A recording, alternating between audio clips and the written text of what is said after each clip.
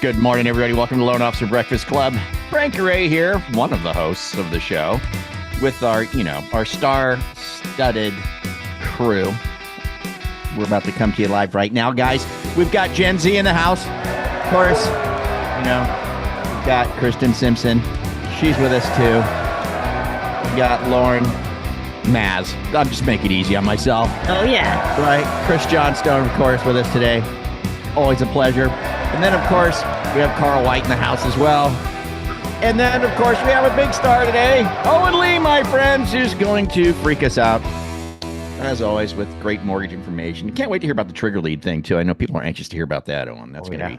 Is that really of any concern to anybody? Isn't there another topic a little more relevant we could talk about? Exactly. Not much of an issue at all. Yeah. All right. So, hey, man, in the chat, say good morning to us. Let us know where you're at, what the temp is, that kind of thing. If you're here for the first time, say good morning to us. We'd love to say good morning to you. A couple things. We have to talk about the Blitz a little bit first before we bring Owen up. Yesterday was our second Call Star Blitz, Call Star 50 Blitz. Jen, I think you got some numbers, right? Just, we're still compiling because we put a bunch of trackers in. But according to the Zoom reports, we had 191 people on yesterday. Oh, cool. Wow. Yeah. Yeah. So a couple hundred people. That was last time too. We had a couple hundred people as well. Yep. So, and this thing was cool because it was on. I'm surprised that Zoom can, stay together that long because. Well, actually, it struggled. Zoom worldwide had an issue yesterday. Right. Yep. Yeah. So where you couldn't transfer things, but at the end I managed to re-upload the tracker. Okay. Okay. Yeah. So we did. They had all these giveaways I was giving away, and then about halfway through it, just didn't work. Can't give it away. It's like but I want to give it away. Carl broke Zoom again. Well, again. I turned the camera off and then everything started working. So it's that just felt better. Yeah. So anyway, man, that Zoom link was up and running from about 9:30 a.m. Eastern time to 5 p.m. Pacific time. And people were on there cranking, brother. So about 11 hours. Yeah, they were just cranking, man, and just calling. And all the way up until 5 p.m. Pacific time, where I was like, I'm calling it quits, guys. I'm gonna stop the show here. They were still calling. Still going. I mean, they were still calling. Yeah. So and if anybody is on the call here this morning who was on the Blitz yesterday, you could share a quick win. That'd be great. Something that they got from doing the Blitz. That'd be terrific. If you want to raise your hand and let us know, that would be great. And in the meantime, while we're waiting for someone to share, I just want to remind everybody that on the Loan Officer Breakfast Club website, there are two new tabs at the top. So this is loanofficerbreakfastclub.com. One of the tabs is replays. So we do have the replays up there. So if you did happen to miss us live, which we really would hope that you continue to come here live, of course, because it's lots more fun. But the replays are there. And also there is a tab up there, Carl. It's called In the News. And it's just a brief synopsis of some things that are happening in the news. There's no bias or editorial. It's not an editorial in any way or anything like that. Just some information. And it's just based on some news stories that we find. And there's always a link to the source story. So if you wanted to go to the source, you can get our synopsis, or you can just go to the main story and read it for yourself there. But and he pulls it right off of MSNBC. There's no bias whatsoever. None. It's straight news. Straight news. So, but every day I do go through it and I search. Owen, I know you would appreciate that. You're a news junkie too. I just kind of go through, find things that I think are relevant, right? And then, grab a little snapshot of it and put it up there. Handy stuff for maybe your marketing, your email blast, something like that. You can literally copy paste, and send it out. So it's loanofficerbreakfastclub.com. And at the top, you'll see replays and in the news. So I just want to remind you of that. We got a couple of hands up real quick. Let's go. Diana. Okay. So, excuse me. So I was on the call from about 9:30 to 3 o'clock Eastern time. So it was a long, it was a good long stretch. I did, I got 5 referrals, one for the bank that I work with. So it was one for myself and some other things. But my biggest win was asking for Google referrals. I was able to get Google set up, and I got my first Google referral yesterday while I was on the call. So it was a very, very big win for me. The Google review. The review, right? Google review. Yeah, that's right. I remember when you were saying that yesterday. It was an exciting moment. Very good, cool, man, awesome stuff. And the referrals, that's okay too. Yeah, we'll take those, right? Good stuff. Okay, Caleb, what do you got? All right. Good morning. So Morning. we wouldn't call it a blitz, but I was making my calls. Actually, I made my first breakfast calls yesterday. I'm pretty new to the industry and new to MMA as well. So I made my first calls. I made 30. I spoke to 10. Actually, I spoke to 15. I had 10 good follow-ups that are scheduled in the future. And I have 3 appointments that are set. My first one's for today. So I'm excited. Congratulations, man. Everybody. Where you located at, Caleb? Out of Florida. So Tallahassee, Florida is where I'm at. Tallahassee. That's a beautiful area too. How long you been in the biz? Less than a month. My man. Wow. You've been in the biz less than a month. You come here. You're with MMA. You're making your calls. Carl, Owen, Chris, ladies. I think this man's deserving of a T-shirt. What do you guys think? I think so too. Right? Congratulations, Caleb. You are the proud recipient and owner of a Loan Officer Breakfast Club T-shirt, my friend. You're off to a good start. You ever been up the Panhandle, Frank? Oh yeah, dude. I love the Panhandle. It's stinking gorgeous up there. It's really I bet that's where what is it? Destin or Destin? Destin. Destin. That's in there, right? It's in the Panhandle, and the sand. Those white sand beaches are crazy. And the turquoise water. It looks like a Caribbean photograph from a magazine. It's just absolutely gorgeous there. Yeah. Are you native there? You from there, Caleb? Actually, my family's from the Bahamas. Actually, so even better. Holy cow! Okay, wait. Okay, Tallahassee is an awesome place. Why would one leave Bahamas to go to Tallahassee? We need to talk. Good to see you, buddy. I was just going to say, Caleb, have you ever lived anywhere that's not stone cold gorgeous? Yeah. I got a couple towns in mind, but I was going to mention a couple, but I thought, well, we'll probably hold off on that. All right, great stuff, man. Is Mickey Lineman on here? What's that? Is Mickey Lineman? Mickey, are you with us? Lyman. Where you at, Mickey? He had a really good win yesterday. Not here, Mick? Nope. All right. He was here.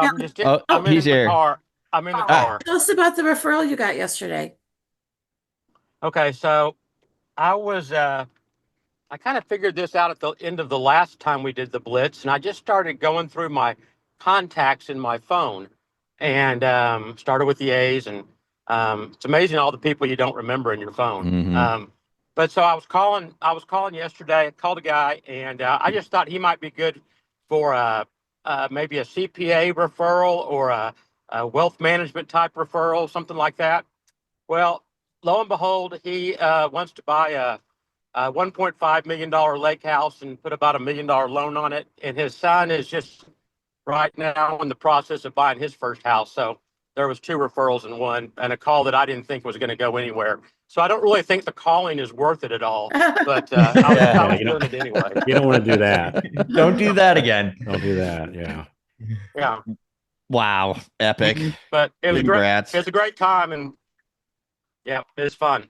Yeah. If you're getting value from this already, go ahead and tap that like button. It helps more loan officers find content that actually makes a difference. And hey, if staying ahead of the market and learning what's really working in our industry matters to you, hit that subscribe button and ring that bell so you don't miss another episode. We read every comment, so drop your thoughts down below. We'd love to hear from you and know what's working or what you'd like us to cover next. Thanks for tuning in, and we'll catch you here next time. All right, well, cool. Thanks for the wins, guys. Super appreciate it. But now, let's get to the mortgage market update with Owen Lee. What do you got going on today, Owen? How's it going? Oh, not much going on in the mortgage world. Markets have been super calm forever. No legislation.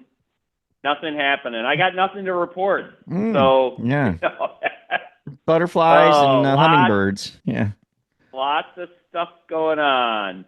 All right. Well, since I was here last week, again, we have to start with some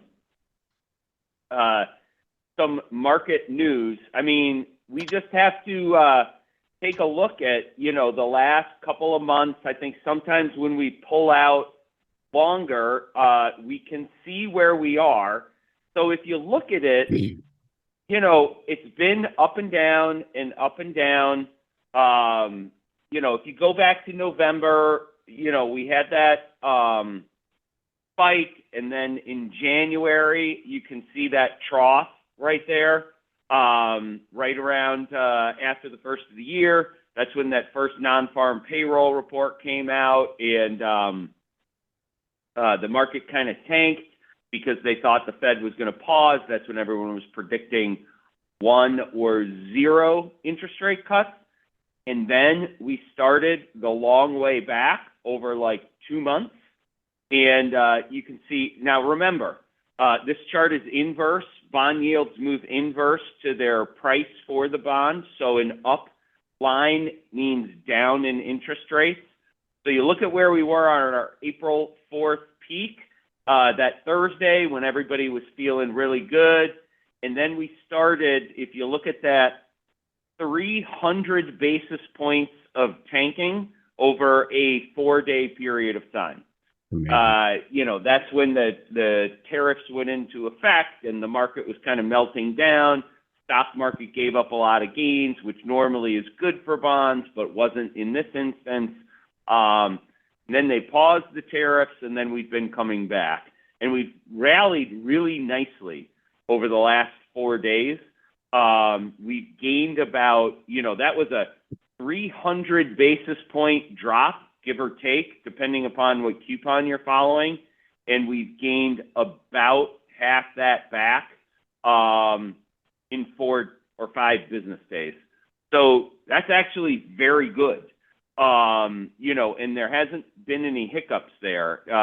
We opened basically flat this morning about 15 days ago, or about 15 minutes ago. So, you know, it's still not finding its level. But I think the walk back over a 4-day period of time, I don't know if we'll get back to the April 4th peak, but I don't want to get greedy. We're a lot better off than where I thought we might be when I last appeared a week ago. So it's been pretty good sailing for all of us. But again, this just proves what we always talk about. And Jen, I think I have one more slide. Can we get to one more slide? I'll just show one more thing. So this kind of shows our 300 basis point drop, you know, when the 90-day pause came in.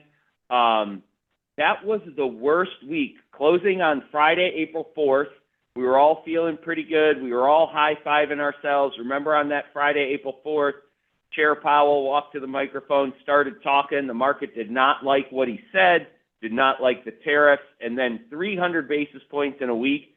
Biggest weekly drop in 45 years. Wow. So I don't think anybody driving home on the afternoon of Friday, April 4th, I was high-fiving myself on the way home. Next time we get a high, I'm not going to do that. I think maybe it's bad juju. I don't know. But anyway, we had the worst week ever, and then we've been coming back 150 basis points in a week, which in and of itself is amazing. So, you know, what this really says, I'm following mostly the 5.5 right now. They don't move equal. I just saw Chad ask the question. But I would say that this is why you got to do things like what you guys did yesterday. 190 people making phone calls for hours and hours. And I'm sorry I couldn't join you all yesterday. I know a lot of the people that are 400 or so people that are on this call right now were on yesterday. That's amazing. 190 people doing exactly what you need to do. How many deals might you have lost in the past week if you stopped prospecting because you said, oh, the market's gone to SHIT and I don't want to prospect, I'm just depressed. and then we have a 150 basis point rally. Mm. Goes to show what I've been saying, what a lot of people have been saying, myself included, over the past 3 or 4 weeks. Nobody knows where it's going to go. Mhm. I was on a call earlier this week. The NBA released a new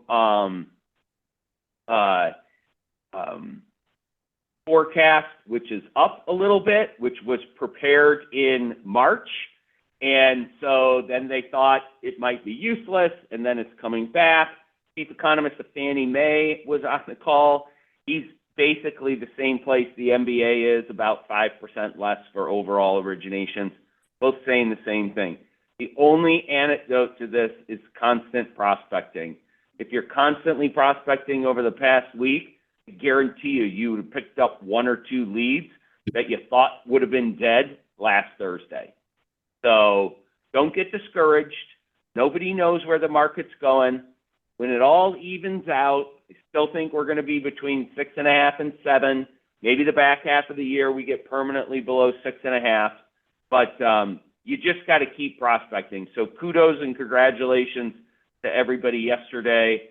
I know it's going to pay off because overall originations, I know, Carl, our team's originations are up this month pretty fantastically over 12 months ago. And that's a lot of prospecting. Yeah. So we're up about 31% in applications so far, Nice. year over year, looking at April to April. So it's there if it pays off. But I would be remiss with all the questions, just to pivot for a second, to not talk about trigger leads, considering how much we talk about trigger leads. So the House and the Senate both introduced our trigger leads bill last Thursday. We have a lot of momentum. As I mentioned last week, I was at the advocacy conference. I had 6 meetings on the Hill. Every single person I met with was a supporter of the trigger leads. And a couple of the members of the House went out of their way to talk about the fact that they had been approached by the credit bureaus and turned them down to be against this bill. Introduced by the same main sponsors as last year, 1 Republican, 1 Democrat, John Rose and Richie Torres, Senators Bill Hagerty and Jack Reed, Republicans, Democrats. We have 34 Senate co-sponsors so far. So just over 1/3 of the Senate has joined sponsorship of the bill in a week. We have 45 members of the House, so just over 10% of the House. And we're very, very hopeful in this Congress that we're going to get things done. It's very interesting that last week when we were talking, I didn't hear any no's, only yeses. I do think nothing is going to happen on this bill till the tax bill, the so-called big, beautiful bill, passes. That's going to suck all of the oxygen out of Congress until that is done. But I think we got a real shot, especially in the back half of the year, to get something done on this. And if we could go to the next slide, I'll just show you the range of people that are supporting this bill. I was at the advocacy conference last week. That is the HUD Secretary, Scott Turner. We had a private meeting with him. He's supportive, although his support doesn't really matter in the sense that matters from a momentum point of view. It doesn't necessarily matter from a vote point of view because he's not obviously a voting member of Congress, but he is a member of the cabinet. And he was really fantastic. A total breath of fresh air in Washington, came and spoke to us, said things like the days of mediocrity at HUD are over. People that speak like that a lot of times get dismissed quickly in Washington, D.C. because nobody thinks you can paddle against the bureaucracy. But this man certainly does. He was great. Next slide. If we could, we met with Elizabeth Warren. Her politics are sometimes polarizing, but, as Carl often says, both Republicans and Democrats buy houses. Both Republicans and Democrats get mortgages to buy those houses. Listen, and say what you will about Elizabeth Warren. She came and talked to us for 45 minutes. She took questions from the audience. She is with us on the trigger leads bill, and she is with us on the GSE releases of Fannie and Freddie and how we might do that, and with us on some things that are very near and dear to the MBA. So she's a friend. And, if you don't like her politics or you love her politics, she's a friend on many housing issues. So she was very gracious when she came and talked to us. And then, Jen, can you move one more slide? This lady is slightly less known, the short lady in the black dress. Lisa McLean, a Republican from Michigan, in the Port Huron area. That's kind of in the thumb, us Michigan people always do this. But, or I did it backwards. I don't know. Anyway, she is the number 4 Republican in House leadership. So she's only been in Congress 6 years. She's an absolute dynamo of energy. I think she's, 5 foot nothing, 103 pounds soaking wet. But she's got more energy in her than most people in Washington, D.C. And like I said, in 6 years, she's the 4th ranking Republican in the Congress. And of course, they have the gavel right now. So she's a very important person in Washington, D.C. She's with us on trigger leads, and she is going to be the chief vote whipper on the Republican side, along with Tom Emmer from Minnesota. And she came and talked to us for a half hour and is with us. So really bipartisan support, which is great to see. Again, not going to happen overnight, but this issue is really something that a lot of Republicans and Democrats agree upon, and that's a rare thing in Washington these days. So good news for our trigger lead bill. Mr. Murray just asked a great question, and I was pondering that same thing. So great minds think alike, Asapa. He said, "Hey, if trigger legislation gets a thumbs up, I would only imagine that the credit bureaus get paid enormous amounts of funds from the trigger leads. I would imagine. Do you foresee them trying to recapture that income by just increasing the how much they charge for a pool?" Great question. Yeah. I would never put it past the bureaus to figure out a way to not lose revenue. Sure. Who could blame them? And it's an ongoing conversation in Washington, D.C. And I don't think it's a gigantic secret how much probably to all 425 people on this call, how much credit costs have gone up, how that cost has been passed on to consumers. Been very difficult.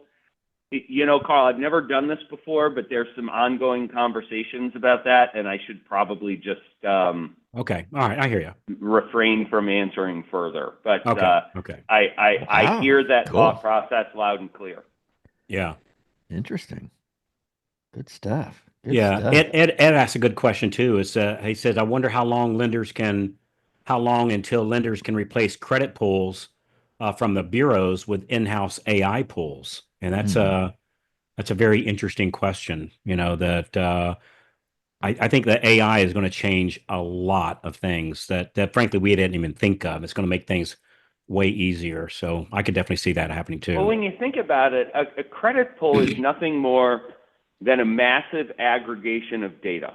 Yep. Right. And when credit scores first came out, and Fannie Mae and Freddie Mac will tell you that the credit score, this is going to shock you, and a lot of people don't believe this, that the credit score is not the driver of how the AUS renders a decision.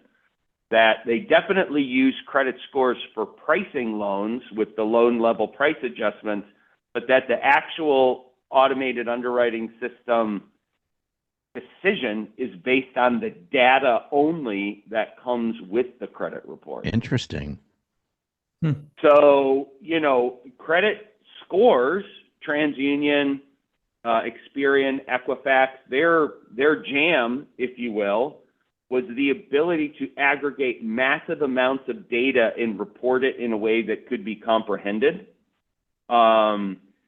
Whether it's AI or some other type of technology is getting better and better, faster and faster, and cheaper. So you would think that that there might be a better way, but there's this gigantic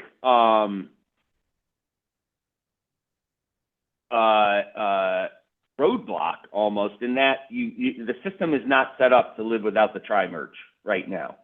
So a lot of people, the way mortgage-backed securities are priced, the way those loans are bought and sold in the secondary market, the way, FHA loans, VA loans, RD loans get insured, a lot of that almost all of it requires a credit score. So there's a lot of people that have to line up, give a thumbs up, double check their processes, and then change their processes. My guess is, like a lot of things, the technology will get there before the market participants get there. Yeah. I went through an airport the other day, and my carry-on, I'm waiting, and usually, a bag comes across the X-ray. They stop, they put a couple angles, and then the next bag, and they do it pretty quick, right? For a human being. Well, I was at this airport and I saw the bag just running through the thing, and there was no stopping at all. They were running through just as fast as the belt would run. And I asked the one of the TSA people at the end. I said, I've never gone through it so fast. And he said, well, we have a new AI system that AI now is looking at the X-rays. Wow. And it's doing all those. It's still doing all those angles. And he's saying, it's not that we're not already safe, but it's probably even more safe. Yeah. And there's still a human being sitting in that chair. There's zero chance he could have had a chance to look at those X-rays because it was moving. I mean, it almost looked like a sitcom, farce thing because they're going through there so fast. But it was just absolutely amazing. So it's really going to change our lives in a lot of different ways. I think an improvement and make things just so much easier and faster. So, hey, if you were to put let's call it an educated guess on when we'd see something on this bill or the results of it or the thumbs down, what kind of timeline would we be possibly looking at? I'd say late this year. Okay. But pretty quick, actually, because then. I think that's our earliest spot. I think that the bill is the big beautiful bill, so to speak, is going to be June-ish, and then Congress isn't going to get anything else done of any meaning until the summer recess. After the summer recess, because the summer recess will come. I think they'll get the tax bill done just before the summer recess, and then that gives Congress about 3 months after that would be our earliest opportunity, I think. If that the tax bill gets delayed into the fall, as some might think, I think our first real good window comes 3 to 4 months after the tax bill passes. Very good. Okay. All right, brother. So it's Thank a you, Owen. bit of a moving target. Yeah. Good stuff. Thank you. Owen, always a pleasure, man. Really appreciate you being here. I know everybody does. Jen, can you drop the slides into the chat? If you guys want the slides? If you want the slides, we're going to drop them into the chat for you. Owen, a question I have for you is one last thought. Oh, go ahead, Frank. You first. I was just going to ask you, you're doing so much through MBA and you're so connected, on the Hill.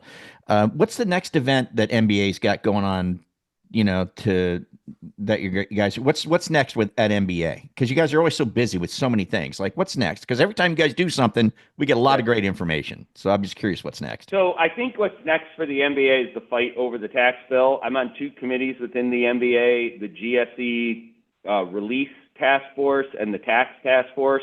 So basically what we're doing, and this is part of my thing with the MBA, we at the MBA do a very bad job of communicating the value that we provide to the industry. We don't talk about it. And so we have a tax task force of about a dozen individuals and a GSE task force. I'm one of only 2 people on both committees because of my elected position there right now as vice chair. And we're preparing on like 15 to 20 fronts to do battle in Washington, D.C. on both of those issues. And we may have to battle on all 40, or we may have to battle on 0. We don't know yet. But we have to be prepared on all 40. And so that's probably the biggest issue going on at the MBA right now. You know, our next big gathering is that's open to the whole industry, is the National Convention in October in Las Vegas. So if any of you happen to be able to count to 21 and play blackjack, you might be interested in that as well. You know, I know Chris Johnstone probably counts cards with AI. He should probably be there. Right. But anyway, I think that, you know, I would really mark your calendar next April, advocacy. We had 450 people on Capitol Hill with almost 300 congressional meetings. It's open to everybody. The people that should go are the people that work in the industry every single day. Because those are the people that the elected representatives of Congress love to hear. I don't mean to get corny or Pollyanna or anything like that, but I am an attorney by training, and we were petitioning the government for a redress of our grievances. It was First Amendment all day, every day. Good stuff. So anyway, Good yeah. Frank, stuff, Last thing I'll say.